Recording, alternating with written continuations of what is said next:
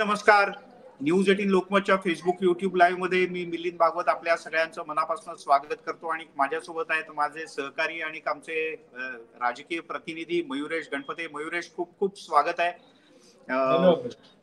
मयुरेश, आजची सकाळपासूनची सगळ्यात मोठी आणि महत्वाची बातमी तुझ्याकडे आहे आणि ती आहे की आतापर्यंत नुसतं हवेतच सगळं चाललं होतं, पण तुझ्या बातमीतनं हे स्पष्ट झालं हवेत नाही, जमिनीवर अनेक गोष्टी चालल्या आहेत, पडद्याच्या मागे अनेक गोष्टी चालल्या आहेत. आतापर्यंत आपण असं ऐकत होतो की राजकीय पक्ष सर्वे करतायत, पण त्या सर्वेत आहे काय, त्या सर्वेतनं समोर काय येत आहे हेच समोर आलं नव्हतं. पण आता तर थेट तुझ्याकडे जी बातमी आहे त्यातून असं आलंय की 1-2 नाही तर 107 जागांची मागणी शिवसेनेनं केली आहे. जरा काय त्या सर्वेतनं त्यांच्या समोर आलंय, काय काय मागणी केली आहे आणि त्याचे राजकीय परिणाम काय, हे सगळं आपण मयुरेश सोबत जाणून घेणार आहोत, चर्चा करणार आहोत. मयुरेश, काय सर्वे आहे सेनेचा? नक्कीच मिळेल. आपण जर बघितलं तर 107 जागा ज्या आहेत त्याची मागणी एकनाथ शिंदेनी केलेली आहे. आपल्याला माहिती आहे की अमित शहा जे ते मुंबईच्या दौऱ्यावर होते, त्याच सुमारास या 2 दिवसात बऱ्याच मीटिंग्स झाल्या. काही मीटिंग्स या म्हणजे खूप उशिरापर्यंत रात्री चालल्या आणि अशातच बातम्या येत होत्या की 160 जागांवर कुठेतरी बीजेपी जे आहे त्यांना हे इलेक्शन लढवायचं आहे. पण सगळ्यात महत्वाची बातमी जी पुढे आली ती एकनाथ शिंदेनी 107 जागांचं प्रपोजल दिलेलं आहे. तुम्ही ज्या सर्व्हेबद्दल म्हणताय, जे सर्वे जे आहेत हे लोकसभेनंतर लगेचच सुरू केले गेलेले होते आणि हे सर्वे इतके इन डिटेल आणि इन डेप्थ होते की गाव पातळीवर जाऊन हे सर्वे शिवसेनेने केले. आता या 107 जागा ते का मागतायत आणि कुठच्या बेसवर मागतायत हा सगळ्यात महत्वाचा प्रश्न. त्यांनी जो एक प्रपोजल किंवा आपण म्हणूया रिपोर्ट सबमिट केला आहे बीजेपीच्या हायकमांडला, त्याच्यात त्यांनी या 107 जागांचं एक डिटेल असं आपण म्हणूया प्रेझेंटेशन असेल किंवा एक डिटेल त्याची माहिती त्यांनी दिलेली आहे की या 107 जागांवर जातनिहाय काय परिस्थिती आहे, कुठच्या जातीचं तिथे प्राबल्य आहे, कुठच्या धर्माचं तिथे प्राबल्य आहे आणि त्याचबरोबर त्या 107 जागांवर कुठचे असे त्यांच्याकडे कॅन्डिडेट आहेत किंवा उमेदवार आहेत की जे तिथे जर कंटेस्ट करतात तर ते जिंकू शकतील. परत हेच सांगताना त्यांनी त्या ठिकाणी भाजपचं आणि अजितदादांच्या एनसीपीचं काय प्राबल्य आहे, त्यांच्यासाठी तिथे कशी परिस्थिती आहे आणि त्यांच्यापेक्षा जास्त चांगली परिस्थिती ही शिवसेनेसाठी कशी आहे हेही त्यांनी त्याच्यात एक्सप्लेन केलेलं आहे. हा रिपोर्ट एकंदर त्यांनी सबमिट केलाय. सॉरी, मी तुला मध्येच थांबवतो, पण याचा अर्थ शिवसेनेने जो सर्वे केलाय तो केवळ स्वतःपुरता तर केलाच आहे, म्हणजे स्वतःचे उमेदवार कुठे उभे राहतील आणि त्यामुळेच त्यांनी दावा केला 107 जागांचा. पण यासोबत आम्ही कुठे स्ट्रॉंग आहोत आणि तुम्ही कुठे स्ट्रॉंग नाही याचाही सर्वे शिवसेनेनं केलाय. तर नक्कीच मिळेल. आजकाल असं म्हटलं जातं ना की तुम्ही जेव्हा एखादी गोष्ट रिप्रेझेंट करता तेव्हा तुम्ही किती स्ट्रॉंग आहात हे दाखवण्यापेक्षा जर बाकीचे कसे स्ट्रॉंग नाहीये आणि तिथे तुम्ही किती त्यांच्यापेक्षा कम्पॅरेटिव्हली स्ट्रॉंग आहेत हे जेव्हा तुम्ही दाखवता तेव्हा समोरच्याला कन्व्हिन्स करणं सोपं जातं आणि तेच नेमकं जे आहे ते एकनाथ शिंदेच्या या सर्व्हेमधनं किंवा प्रपोजलमध्ये दिसतं. आणि इंटरेस्टिंग गोष्ट अशी मिळेल की सगळ्यात जास्त जागा ज्या आहेत त्या एकनाथ शिंदेंनी मुंबई, ठाणे आणि एमएमआर रिजन जो नेहमीच शिवसेनेचं आपण म्हणूया एक बॅस्टन राहिलेला आहे, शिवसेनेचा एक स्ट्रॉंग होल्ड राहिलेला आहे, तिथल्या जागा त्यांनी मागितलेल्या आहेत. पण मग याच्यात आता प्रश्न असा आहे की नेमक्या एमएमआर रिजन मध्येच उद्धव ठाकरे यांची उबाठा शिवसेना ही स्ट्रॉंग आहे. म्हणजे लोकसभेला जसं आपल्याला पाहायला मिळालं साधारण 7 जागांवर शिवसेना विरुद्ध शिवसेना असा सामना रंगला होता आणि स्ट्राईक रेट आपण पाहिला तर ऍडव्हान्टेज टू शिंदे अशा प्रकारची स्थिती आहे. पण मग आता एमएमआर रिजन मध्येच याचाच अर्थ उबाठा विरुद्ध शिवसेना, म्हणजे शिवसेना विरुद्ध शिवसेना असा सामना होणार. नक्कीच मिळेल. आणि सूत्रांनी जी माहिती आपल्याला दिली ती ही आहे की भाजपने देखील या गोष्टीला एक अग्रीमेंट दिलेला आहे किंवा भाजपने देखील ही गोष्ट अग्री केलेली आहे की जिथे शिवसेना विरुद्ध शिवसेना सामना असेल तिथे भाजप पूर्ण तयारीनिशी जे आहे ते शिंदेच्या पाठीशी उभं राहील आणि भाजपची देखील हीच इच्छा आहे की हा सामना जिथे शिवसेनेची जागा असेल म्हणजे उबाटांची जिथे एक्झिस्टिंग एमएलए आहेत त्यांच्या समोर शिंदेंनीच आपले एमएलए उभे करावे किंवा आपला उमेदवार उभा करावा असं भाजपचं देखील मत आहे. बर, पण याच्यात तुला असं वाटतं की हे गणित इतकं सरळ आहे?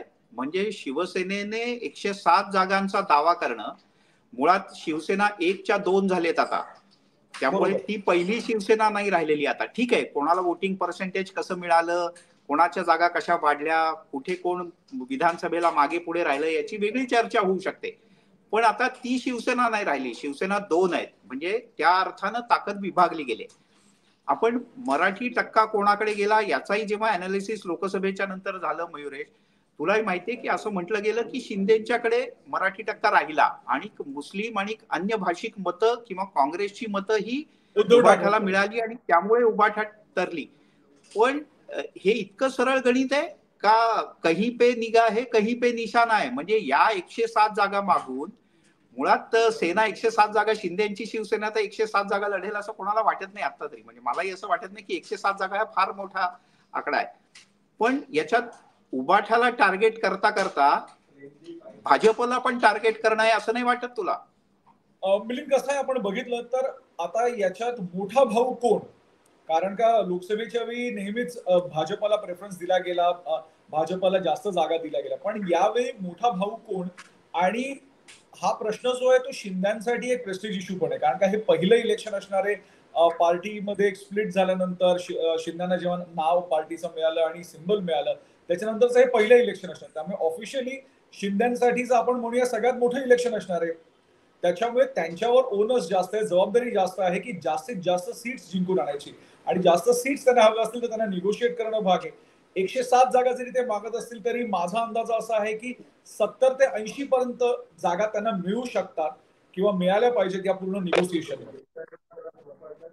पण मग हे गणित कसं काय जमेल? मुळात या 107 जागांचा जो दावा केला गेलाय तर त्यातले मुद्दे काय आहेत? म्हणजे केवळ MMR रिजन मध्ये शिंदेची शिवसेना स्ट्रॉंग आहे म्हणून इकडे अधिक जागा आणि 107 जागांचा दावा केला गेलाय का? त्याचा काय क्रायटेरिया ठरवला? म्हणजे त्या सर्वेतनं अशा काय गोष्टी समोर आल्या की ज्याच्यातून हा 107 चा आकडा समोर आला?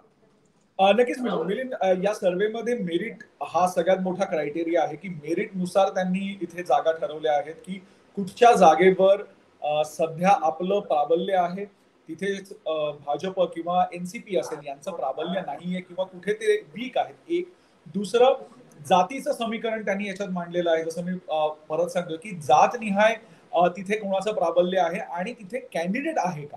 कारण का जसं तुम्ही सांगितलं की स्प्लिट झालेली आहे, एक उबाठा गट आहे, दुसरं एकनाथ शिंदेकडे, त्याच्यामुळे अनेक नेतेही जे आहेत तेही विभागले गेलेले आहेत.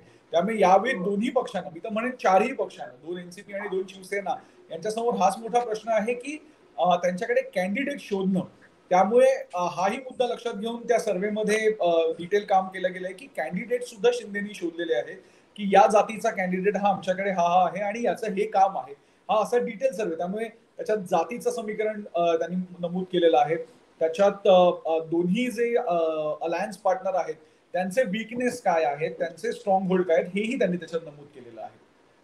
पण मग मेरिट हा एक मुद्दा महत्त्वाचा आहे. बरोबर. पण या 107 जागा, हा, या 107 जागांची जर का आणखीन डिटेल्स तुझ्याकडे असतील तर आपल्याला असं काही सांगता येऊ शकतं की या 4 जागा, उदाहरणार्थ अंधेरीतली जागा ही आता भाजपची जागा आहे, त्याच्यानंतर इकडे गोरेगाव मधली जागा, दिंडोरची ही जागा, तर या भाजपच्या त्या अर्थानं जागा आहेत. बोरिवली भाजपची जागा आहे.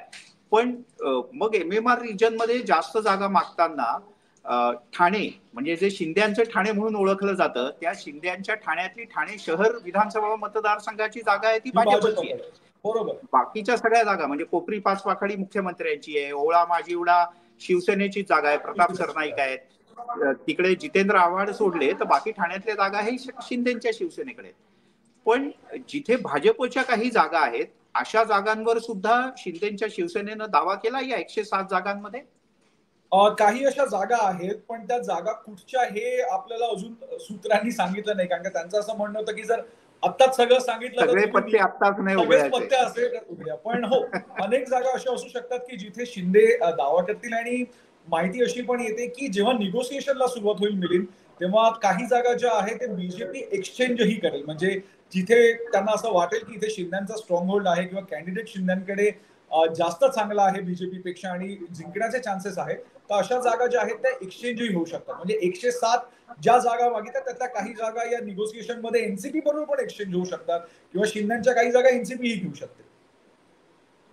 बर, पण मग आता या सगळ्यात अर्थात जेव्हा 2 दिवसांच्या दौऱ्यावर अमित शहा होते, आपल्याला जी काही अमित शहा यांची पार्श्वभूमी माहिती आहे, गुजरात पासून दिल्लीपर्यंतचा प्रवास, आधी उत्तर प्रदेश जिंकणं, मग देशातल्या सगळ्या याच्यात भाजपचं स्थान बळकट करण्यात अमित शहाची भूमिका आपल्याला माहिती आहे.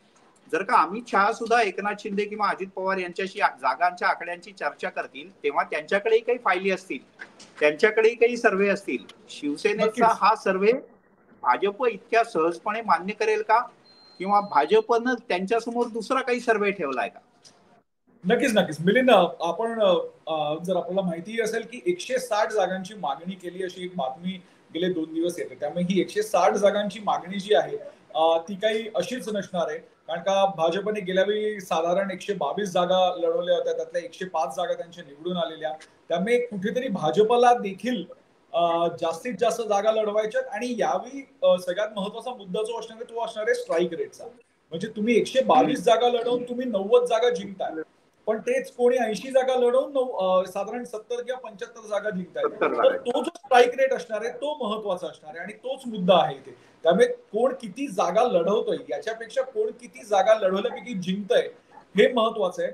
भाजप कुठेतरी कॉन्फिडंट आहे की आपल्या 100च्या वरती जागा येऊ शकतात, हा भाजपचा कॉन्फिडन्स आहे.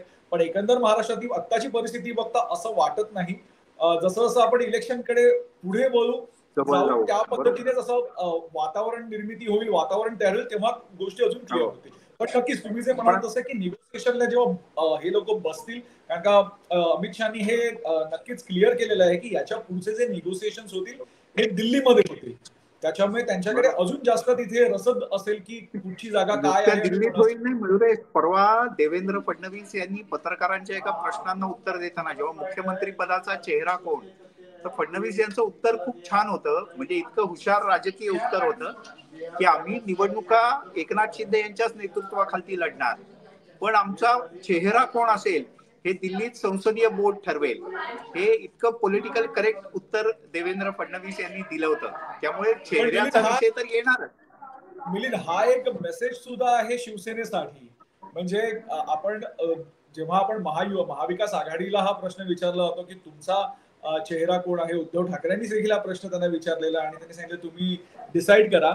पण शिंदे आणि अजित पवार यांच्यासाठी देखील हा एक टोला होता की आत्ताची निवडणूक जरी शिंदेच्या नेतृत्वाखाली आम्ही लढत असलो तरी पुढचा सीएम जो आहे हा नंतरच ठरवलं जाईल. जसं आता बातम्या काही आल्यात की अजित पवारांनी यांना विनंती केली आहे की तुम्ही मला बिहार पॅटर्न राबवा आणि पुढचा प्रश्न तोच विचारणार होतो, तुम्ही मला सीएम करा, हा बिहार पॅटर्न राबवून.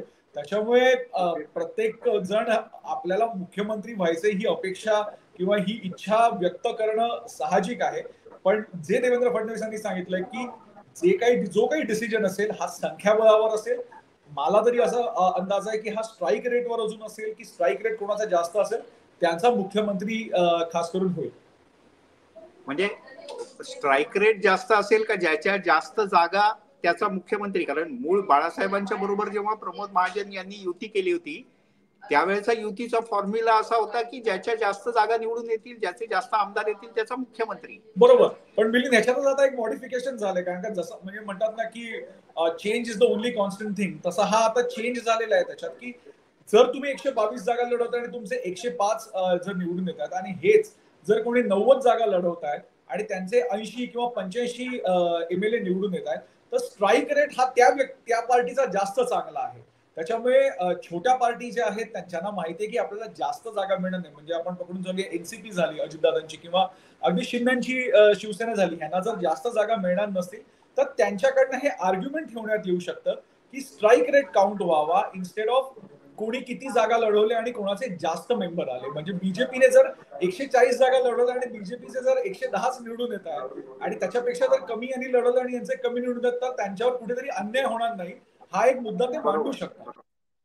बरोबर. पण मग याचा अर्थ असा की आपण निवडणुकांमध्ये मैत्रीपूर्ण लढती नावाचा शब्द ऐकतो आणि या विधानसभांच्या वेळेला सुरुवातीला आघाडीत असे काही ऑप्शन असतील का असाही विचार काही दिवस चर्चेला गेला होता. पण महायुतीत मैत्रीपूर्ण लढती होणार नाहीत, पण एकूण निवडणूक मैत्रीपूर्ण होईल त्या अर्थानं. कारण प्रत्येक पक्षाला स्ट्राईक रेटही वाढवायचा आहे आणि जागाही जास्त निवडून आणायचे, तरच तुमचा चेहरा मुख्यमंत्री होणार. बरोबर. दुसरा काहीच ऑप्शन यांच्या समोर आता नाहीये, कारण का आपण जर बघितलं ज्या पद्धतीने महाविकास आघाडीला एक रिस्पॉन्स मिळालेला लोकसभेसाठी, खास करून काँग्रेस ज्या पद्धतीने पुढे आली किंवा शरद पवारांच्या पार्टीला मिळालेला, अ, आणि भाजपच्या जितक्या सीट्स कमी झाल्या त्यामुळे कुठेतरी तो सेटबॅक त्यांना मिळाला, त्यामुळे त्यांना एकत्र राहणं भाग आहे. आणि याचंच उदाहरण म्हणजे आता अमित शहानी आपल्या मीटिंगमध्ये जेव्हा महायुतीची मीटिंग त्यांनी घेतलेली नेत्यांची, तेव्हा त्यांना सांगितलं की आपापसातले जे मतभेद आहेत ते सवाढ्यावर आणू नका, क्रिटिसिझम करायचं आहे ते पूर्णपणे असं खुलेपणाने करू नका, जे काही मुद्दे आहेत ते व्यवस्थित बसा आणि बसून मांडा आणि डिस्कशन करून सॉल्व्ह करा. त्याच्यामुळे तुम्ही जो म्हणताय की एक फ्रेंडली फाईट बघायला मिळेल का, तर मला असं वाटतं की फ्रेंडली फाईट बघायला मिळणार नाही, कारण का तो प्रश्नच उद्भवणार नाही. अमित शहा हे यावेळी किंवा भाजप नेतृत्व जे आहे ते यावेळी फारच कॅटेगोरिकली त्यांनी सांगितलेलं आहे की प्रत्येकाचा सन्मान होईल आणि प्रत्येकाला त्याच्या वाटणीच्या ज्या गोष्टी आहेत त्या मिळतील, असा त्यांनी एक तिथे विश्वास दाखवलेला आहे. त्याच्यामुळे ज्या काही बातम्या मध्यंतरी येत होत्या की जसं आपण कोल्हापूरचं जर उदाहरण बघितलं तर लोकसभेच्या वेळी एक विशाल पाटलांनी सांगलीला बंड केला होता आणि एक फ्रेंडली फाईट होऊ दे असा एक पुढे आलेला विचार होता, पण तोही तिथे झाला नव्हता. विशाल पाटलांना इंडिपेंडेंट म्हणून कंटेस्ट करावंच लागलं, नंतर ते जिंकले, महाविकास आघाडीला त्यांनी सपोर्ट केला. पण महायुतीमध्ये मला वाटत नाही की असं काही फ्रेंडली फाईट असं काही होईल. पण आता परत मी या 107 कडे येतो, जो शिवसेनेचा सर्वे आणि दावा आहे त्या सर्वेच्या माध्यमातून की 107 आपल्याला मिळाले पाहिजेत. तर त्या सगळ्या याच्यात औपचारिक चर्चा झाली, म्हणजे देवेंद्र फडणवीस, एकनाथ शिंदे, अजित पवार आणि अमित शहा यांच्यात याबद्दल औपचारिक चर्चा झाली का? हा आता प्रस्ताव फक्त चर्चा किंवा बातम्या पेरणं याच स्तरावर आहे अजून? बातम्या पेरणं या स्तरावर नाहीये, कारण का मला जेवढी माहिती आहे की त्यांनी ऑफिशियली प्रपोजल जे आहे, जो एक पहिली स्टेप असते की तुमच्याकडनं काय प्रपोजल आहे किंवा तुमची कितपत तयारी आहे, ही स्टेप म्हणून त्या 106 जागांचं प्रपोजल दिलेलं आहे.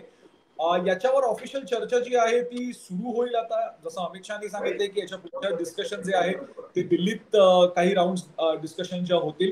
पण कुठेतरी शिंद्यांकडनं हा एक मेसेज दिला गेलेला आहे की आम्ही कोणाच्या मागे नाही आहोत किंवा आमचीही तयारी तेवढी झालेली आहे आणि या 106 ते 107 जागांचा जो काही आम्ही सर्वे केलाय किंवा ज्या जागांबद्दल आम्ही कॉन्फिडंट आहोत त्या जागांची माहिती त्यांनी जी आहे ती भाजप नेतृत्वाला दिली. कारण का या पूर्ण महायुतीतला शेवटचा डिसिजन जो काही असेल तो नेहमीच भाजप नेतृत्व करत आलेला आहे आणि खास करून दिल्लीचं नेतृत्व करत आलेलं आहे. बर, पण मग आता या 107 जागांचं गणित बसवताना मगाशी जशी चर्चा होती, आणखीन एक बातमी होती की भाजप 100 पेक्षा जास्त जागा लढवणार, तर त्याच्यात मित्र पक्षांना ज्या काही जागा द्यायच्या त्या सेनेच्या किंवा अजितदादांच्या गटातल्या नाहीत, तर त्या भाजपच्याच गटातल्या जातील, अशी एक बातमी आज सकाळपासून आलेली आहे. तर जर का शिंदेना 100 पेक्षा जास्त जागा मिळाल्या तर मित्र पक्षांच्या जागा या शिंदेच्या गटातनं जाऊ शकतात का? म्हणजे मी तुला उदाहरण म्हणून विचारतो, जसं बच्चू कडू आहेत. बच्चू कडू हे शिंदेचा शब्द राखणार आहेत, म्हणजे ते फडणवीसांचाही शब्द राखतात, पण अलीकडच्या काळात ते शिंदेचा शब्द आणि मान राखताना दिसत आहेत. तर असे आणखीन काही पॉकेट्स वेगवेगळे महाराष्ट्रात आहेत छोटे छोटे, की जे शिंद्यांची जी राजकीय स्टाईल आहे, पद्धत आहे समोरच्याला कन्व्हिन्स करण्याची, त्याला आपल्या बरोबर घेण्याची, त्याच्याकरता काही वेगळं केलंय असं दाखवण्याची किंवा प्रत्यक्ष करण्याची, जेणेकरून छोट्या छोट्या मतदारसंघातले छोटे छोटे घटक जोडण्याचा एकनाथ शिंदे यांचा कायम प्रयत्न असतो आणि तो असा ठळकपणे अनेकदा दिसत नाही, पण नंतर जाणवतं की ही माणसं अशी जोडली गेली होती आणि म्हणून गणित बदललं. तर असा शिंदेचा काही प्रयत्न आहे या 107 मध्ये? सगळ्यात महत्वाचं मिलिंद याच्यात बघावं लागेल की तिसरी आघाडी जी सध्या एक समोर येते की प्रकाश आंबेडकर जे आहेत ते एक तिसऱ्या आघाडीची मानतायत, त्याच्यात बच्चू कडू जात आहेत का? जर बच्चू कडू, कारण का मध्यंतरी बच्चू कडूंनीही त्या मीटिंग अटेंड केलेल्या होत्या, बच्चू कडूंनीही सांगितलं होतं की आम्ही विचार करतोय, त्यामुळे बच्चू कडू सारखा नेता हा काय पुढे करतो? कारण का याच्या आधी आपण बघितलं की जेव्हा महाविकास आघाडीचं सरकार होतं तेव्हा बच्चू कडू हे राज्यमंत्री होते, त्यांना कॅबिनेटची अपेक्षा होती म्हणून ते शिंद्यांबरोबर गेले आणि नंतर त्यांना कॅबिनेट मिळाली नाही. आणि बच्चू कडू हे खूप ओपनली सांगतात की आम्हाला कॅबिनेट मिळाली नाही, तरीही ते आज शिंदेचं सपोर्ट करतात. त्यामुळे तुम्ही जे उदाहरण दिलं की कोणासाठी किंवा प्रत्येकासाठी काही ना काहीतरी शिंदे करतात, त्याचं हे एक उदाहरण आहे. नक्कीच तुमचा जर प्रश्नाकडे जर मी आलो आणि डायरेक्ट उत्तर दिलं तर ज्याचे ज्याचे संबंध किंवा ज्याच्याशी ज्या छोट्या पक्षांशी ज्यांचे चांगले संबंध आहेत त्यांना नक्कीच त्यांच्या कोट्यातूनच जागा दिली जाईल. त्यांच्यासाठी वेगळ्या जागा ठेवल्या जाणार नाहीत असा माझा आतापर्यंतचा अंदाज आहे. कारण का भाजपचे जितके छोटे मित्रपक्ष आहेत, मग जानकर असो किंवा अगदी दुसरे छोटे पक्ष असो, त्यांना या भाजपच्याच कोट्यातून जागा दिल्या जातील आणि शिंद्यांचे जितके जवळचे छोटे पक्ष आहेत त्यांना शिंद्यांच्या कोट्यामधूनच जागा मिळतील. त्यामुळे हे 106चं गणित जे आहे ते बसवताना शिंद्यांनी त्याचाही विचार केला असेल असा माझा अंदाज आहे. बर, मयुरेश, तू इतके वर्ष फील्ड मध्ये आहेस, विधानसभा, वेगवेगळी अधिवेशनं, अनेक राजकीय पक्ष, हे सगळं तू कव्हर केलंयस. शिंदेची एक पद्धत आहे की ते फार शांतपणानं या सगळ्या गोष्टी करत असतात. पत्रकारांच्या अनेक प्रश्नांना ते उत्तर देतात त्यांच्या खास स्टाईलने, पण फार शांतपणे कॅल्क्युलेशन करून छोटी छोटी गणितं मांडून, आणि ती गणितं त्यांच्या डोक्यात सुरू असतात. म्हणजे नीट निरीक्षण केलं तर लक्षात येतं की काहीतरी गणित आता डोक्यात सुरू आहे. तर अशा याच्यात 107 जागांचं गणित आपण असं 1 मिनिटाकरता गृहीत धरू की सेनेला 107 जागा खरंच दिल्या महायुतीनं. तर आत्ताचा ग्राउंड रिपोर्ट काय आहे?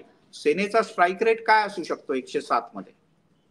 मिलिंद, 107 जागा त्यांना मिळतीलच याच्याबद्दल मला खात्री नाहीये. कारण का मला नेहमी आतापर्यंतचा अनुभव हाच आहे की जेव्हा कोणी 100 जागा मागतं किंवा जेव्हा कोणी काही जागा मागतं त्याच्यापेक्षा 30 जागा नेहमीच कमीचा त्यांचा स्वतःचा अंदाज असतो. पण त्या 30 जागा वाढवून ते सांगतात. कारण मोठी गोष्ट सांगितलीस तू हळूच, की किती जागा मिळतील याचा एक मोठा अंदाज तू आता सांगितलायस. हो, मी तुम्हाला सांगतो, मी खरंच ओपनली सांगतो, माझा अंदाज हाच आहे की शिंद्यांना अप्रॉक्सिमेटली 80 ते 90 जागांपर्यंत मिळायला हवं. 80 ते 90 जागांमध्ये त्यांचा प्रयत्न हा राहील की 60 ते 70 जागा तरी निवडून आल्या पाहिजेत. कारण का यावेळी आपण बघतोय की डबल डिजिट मध्ये जरी कोणाच्या जागा निवडून आल्या तरी किंग मेकर तोच असेल त्याच्याकडे या डबल डिजिटच्या जागा असतील. त्याच्यामुळे माझा अंदाज आहे की 60 ते 70 जागांचा शिंदेचा एक एम असेल, शिंदे सेनेचा किंवा शिवसेनेचा, आणि एक 80 ते 90 पर्यंतच्या जागांचा ते विचार करू शकतील जरी जेव्हा ते 106 जागा किंवा 107 जागा मागतात. बर, शेवटचे 2 छोटे छोटे प्रश्न फक्त. आत्ता इतक्या लवकर, म्हणजे अजून जागा, म्हणजे इलेक्शन डिक्लेअर होणं वगैरे याला खूप वेळ आहे, अजून 1 महिनाभर तर नक्कीच जाईल. तर 107 जागांचा हा आकडा बाहेर येणं हे खूप आता लवकर झालंय असं वाटतं. याचा कदाचित शिंदेच्या शिवसेनेला थोडा तोटा होऊ शकतो जागांच्या वाटाघाटींमध्ये. मला वाटत नाही तोटा होईल. कारण का जसं मी सांगितलं की लोकसभा इलेक्शन जेव्हा संपली, जेव्हा त्याचे रिझल्ट बाहेर आले, साधारण त्याच्या आधीपासूनच सर्वे करायला सुरुवात केली. आणि एक इंटरेस्टिंग गोष्ट जी मला समजली लोकसभा सर्वेच्या म्हणजे लोकसभा इलेक्शनच्या आधी, की त्यांनी मग शिवसेना असो किंवा भाजप असो या पक्षांनी गाव पातळीवर जाऊन हे सर्वे केले. म्हणजे फक्त वरवरचे किंवा टेलिफोनिक सर्वे नाही केले, तर यांनी आपल्या टीम्स तिथे पाठवलेल्या, त्या टीम्स प्रत्येक गावात म्हणजे ग्रामपंचायत लेवल पर्यंत जाऊन त्यांनी ते सर्वे केले. त्यामुळे त्यांच्याकडे याचं रॉ मटेरियल म्हणूया किंवा थोडा जुजबी अंदाज त्यांना लोकसभेपासूनच होता. आणि आता लोकसभेनंतर काय वातावरण बदललंय, त्यामुळे सेकंड राऊंड किंवा थर्ड राऊंड ऑफ सर्वे जी असते की काय वातावरण बदललंय ही त्यांनी केली. पण अजूनही मला असं वाटतं की याच्या नंतरही गणपती नंतर साधारण जेव्हा आता लाडकी बहीण योजनेचा 3रा हप्ता हा जाईल सप्टेंबरच्या अखेरीस जाईल तो, तेव्हा अजून एक राऊंड सर्वेची होईल आणि अजून पिक्चर जे आहे ते क्लिअर येईल. पण जेव्हा शिंदेनी हे प्रपोजल सबमिट केलं याचा अर्थ हा आहे कुठेतरी की या जागांवर ते ठाम आहेत, निश्चित आहेत आणि कॉन्फिडंट दिसत आहेत. एक शेवटचा प्रश्न, आणि मग त्याच्या व्यतिरिक्त काही तुला एखादा मुद्दा सांगायचा असेल तर सांग. प्रश्न असा की 2 जणांची विधानं गेल्या काही दिवसातली महत्वाची आली आहेत. एक, सुप्रिया सुळे यांनी जे आपल्या प्रवक्त्यांना मार्गदर्शन केलं, ठीक आहे, बंद खोलीतलं होतं, त्यामुळे सुप्रिया सुळे म्हणाल्या माझा व्हिडिओ दाखवा त्यांच्या स्टाईलने. पण असा व्हिडिओ काही कोणी दाखवत नसतं आणि कोणाकडे नसतात असे व्हिडिओ. पण हे तर स्पष्टच आहे की सुप्रिया सुळे यांचं आजचं नाही, गेल्या 2.5 वर्षांचं नाही, खरं तर त्याच्याही आधीपासून सुप्रिया सुळे यांचं टार्गेट हे देवेंद्र फडणवीसच आहे. पण सुप्रिया सुळे आणि जरांगे या दोघांच्याही मध्ये एक साम्य आपल्याला दिसत आहे, आणि ते साम्य सांगून मला तुला प्रश्न विचारायचा आहे की परत सुप्रिया सुळे यांच्याच वाक्यात, देवेंद्र तेरी खैर नहीं लेकिन शिंदे आपसे बैर नहीं. तर या फॅक्टरचा परिणाम या 107 मध्ये कुठे आहे? म्हणजे हा दावा त्याच्यामुळे वाढलाय सेनेचा या विधानामुळे, कारण शिंदेना थोडा एक आश्वस्तपणा आहे की यार आपण तर थोडे सेफ झोन मध्ये आहोत शिवसेना म्हणून. नक्कीच मिळेल. जेव्हा म्हणजे अगदीच पॉलिटिकली उत्तर द्यायचं झालं किंवा राजकीय पत्रकारितेच्या भाषेत उत्तर द्यायचं झालं तर महाराष्ट्राच्या पॉलिटिकल कॉरिडॉरमध्ये नेहमीच ही आतापर्यंत एक बातचीत झालेली आहे किंवा राहिलेली आहे किंवा आपण म्हणूया एक गॉसिप पद्धतीने ही माहिती आलेली आहे की कुठेतरी शिंदे आणि शरद पवार यांचं काहीतरी एक गणित आहे किंवा यांच्यात एक सिंक्रोनायझेशन परस्पर सामंजस्य, हा आपण असंही म्हणू अंडरस्टँडिंग शकतो किंवा बॅकडोर काहीतरी आहे. हे एक चर्चा खूप आहे ही, आणि खास करून ही चर्चा तेव्हा त्या चर्चेला तेव्हा उधाण आलं जेव्हा जरांगे जे आहेत त्यांनी कंटिन्युअसली देवेंद्र फडणवीस यांच्यावर टीका करायला सुरुवात केली. तेव्हा अनेकांनी ट्विट केली, अनेकांनी ही माहिती सूत्रांच्या माध्यमातून समोर आणली की शिंदे किंवा पवार यांच्यावर जरांगे टीका करत नाहीये, ते फक्त देवेंद्र फडणवीसांवर करतायत. त्याच्यामुळे कुठेतरी यांचं एक सिंक्रोनायझेशन आहे किंवा यांचं एक गणित वेगळं आहे. त्याच्यामुळे ज्या पद्धतीने आता तुम्ही म्हणालात की असं एक वाक्य सुप्रिया सुळेंनी म्हटल्याचं सगळ्यांच्या समोर आलं की फडणवीस तरी खैर नाही और शिंदे आपसे बैर नाही, तर हे त्याचीच कुठेतरी प्रचिती आहे असं म्हणावं लागेल. पण जोपर्यंत आपण म्हणतो ना की जोपर्यंत बातमी ही ऑफिशियली कन्फर्म होत नाही किंवा समोर येत नाही तोपर्यंत ती सूत्र याच माध्यमातून आपल्याला चालवावी लागते किंवा सूत्रांकडनं आलेली माहिती असते, त्यातलाच हा प्रकार आहे. पण हो, हा मराठा फॅक्टर त्याच्यात एक राहील नक्कीच या येत्या इलेक्शन मध्ये, कारण का लोकसभेलाही आपण बघितलं की ज्या पद्धतीने वोटिंग झालं आणि खास करून मराठवाड्यामध्ये वोटिंग झालं हिंसेनंतर, ज्या काही हिंसेच्या घटना घडल्या आणि त्याच्यानंतर ज्या पद्धतीने ओबीसी नेत्यांच्या अगेन्स्ट किंवा ओबीसी उमेदवारांच्या अगेन्स्ट वोटिंग झालं, तर तो फॅक्टर नक्कीच राहील यावेळी पण, असा माझा अंदाज आहे. नाही, पण याच्यातनं मला 2 प्रश्न सुचले आत्ताच्या तुझ्या उत्तरातनं. जर का एकनाथ शिंदेनी 107 मध्ये MMR रिजन मधल्या जास्त जागा मागितल्या असतील तर त्याचे दुसरा एक असा अर्थ होतो की शिवसेना विरुद्ध शिवसेना विरुद्ध मनसे असं गणित काही ठिकाणी होणार का? प्रश्न एक. मग दुसरा प्रश्न विचारतो, कारण हा इंटरेस्टिंग आहे लोकांच्या दृष्टीने मोठा. नक्कीच, कारण का जसं मी तुम्हाला सांगितलं की आपल्याला जी माहिती मिळाली ती ही आहे की भाजपने देखील शिंदेना हे सांगितलेलं आहे की जिथे शिवसेनेचा उमेदवार असेल आणि जर तुमच्याकडे तिथे चांगला उमेदवार असेल तर नक्कीच तिथे शिवसेना विरुद्ध शिवसेना ही फाईट व्हावी. कारण का याच्यामुळे एक साधारण त्यांनाही क्लॅरिटी येईल की शिंदेना काय रिस्पॉन्स आहे, आणि जर शिंदेचा कॅन्डिडेट बरोबर शिंदेचा कॅन्डिडेट जर जिकडे जिंकतोय तर याचा अर्थ असा आहे की तिथे शिवसेनेला म्हणजे जी आता शिवसेना आहे त्याला एक्सेप्टन्स आहे. राहता राहिला प्रश्न राज ठाकरेंचा, त्यांच्या भूमिकेबद्दल त्यांनी सर्रास जाहीर केलेलं होतं की 250 पेक्षा माफ करा 220 की 40 पेक्षा जागा आम्ही जास्त लढवू किंवा सगळ्यात जागा आम्ही लढवणार आहोत, हा त्यांनी जाहीर भूमिका केलेली. पण मग अशात प्रश्न असा राहतो की त्यांनी जो अनकंडिशनल सपोर्ट लोकसभेला दिलेला तो त्यांनी आता परत घेतलाय का? कारण का राज ठाकरेंचे मतदार जे आहेत ते नेहमी या बाबतीतच कन्फ्युज असतात की राज ठाकरे लोकसभेसाठी एक पवित्रा घेतात आणि विधानसभेसाठी. हालाकी जेव्हा राज ठाकरेंचे जितके नेते आहेत त्यांच्याशी आपण जेव्हा बोलतो तेव्हा ते हेच सांगतात की यावेळी लोक खूप कंटाळली आहेत, लोकांना एक तिसरा ऑप्शन हवा आहे. मनसे तो ऑप्शन आहे, पण तो पर्याय लोक स्वीकारतात का किंवा स्वीकारतील का याच्याकडे सगळ्यात लक्ष आहे. राज ठाकरे आपल्या परीने प्रयत्न करतायत, ते महाराष्ट्र दौरा करतायत, ते लोकांना भेटतायत, कार्यकर्त्यांना भेटतायत, त्यांच्या काय व्यथा आहेत, त्यांच्या काय मागण्या आहेत किंवा त्यांनी काय अपेक्षा आहेत त्या जाणून घेत आहेत. पण लोक त्यांना एक्सेप्ट करतील का यावेळी देखील हा मोठा. एक फक्त मिलिंद सांगतो की राज ठाकरे नेहमी हे उदाहरण देतात की भाजपला पण सत्ता मिळवण्यासाठी अनेक वर्ष थांबावं लागलं, असं नाहीये की 10 वर्ष 40 वर्ष वाट पाहिली तेव्हा सत्ता मिळाली, वाट पाहिली. त्याच्यामुळे माझा स्ट्रगल हा चालूच आहे किंवा माझा स्ट्रगल राहीलच. पण एक फक्त त्यात फरक आहे की भाजप हे किंवा भाजपकडे एक कन्सिस्टन्सी होती, म्हणजे इलेक्शन जरी ते हरले तरी तेवढ्याच जोमाने ते पूर्ण वर्षभर ते काम करायचे. ती कन्सिस्टन्सी कुठेतरी राज ठाकरेंकडे लॅक आहे असं मला वाटतं, राज ठाकरेंच्या पार्टीमध्ये लॅक आहे. ठीक आहे, शेवटचा प्रश्न माझ्याकडनं. तो परत 107च्या MMR रिजन मधल्या जास्त जागांमुळे डोक्यात आलेला तो, म्हणजे जर का शहरी भागात सेनेनं जास्त जागा मागितल्या याचा अर्थ मी जो मगाशी प्रश्न विचारला होता त्याच्या कदाचित विरुद्ध प्रश्न वाटेल तुला किंवा आपल्या प्रेक्षकांना, पण म्हणजे मराठा फॅक्टर जो महाराष्ट्राच्या ग्रामीण भागात, पश्चिम महाराष्ट्र, मराठवाडा, विदर्भ इथे जास्त जाणवेल. याचा एक अर्थ असा होतो की शिंदेच्या शिवसेनेला MMR मध्ये जेवढं प्लस मिळू शकतं असं गणित आहे शिंदेचं, भाजपला तेवढंच मायनस मराठवाडा, विदर्भ आणि पश्चिम महाराष्ट्रात होणार. सो ऍडव्हान्टेज टू शिंदे परत एकदा. बरोबर आहे. तुमचं गणित जे तुम्ही एक रफ गणित जे तुम्ही मांडलं ते सहसा म्हणजे साहजिक बघितलं तर आपण सहसा बघितलं तर ते बरोबर आहे. कारण का आपण मुंबईचं पण उदाहरण बघितलं आता लोकसभेसाठी, तर अपेक्षा सगळ्यांनी हीच वर्तवली होती की 4-2 किंवा 4-4 6 वगैरे असा म्हणजे बीजेपीला ऍडव्हान्टेज मिळेल या पद्धतीने त्यांनी गणित मांडलेली होती किंवा लोकांच्या अपेक्षा होत्या. पण तसं झालं नाही.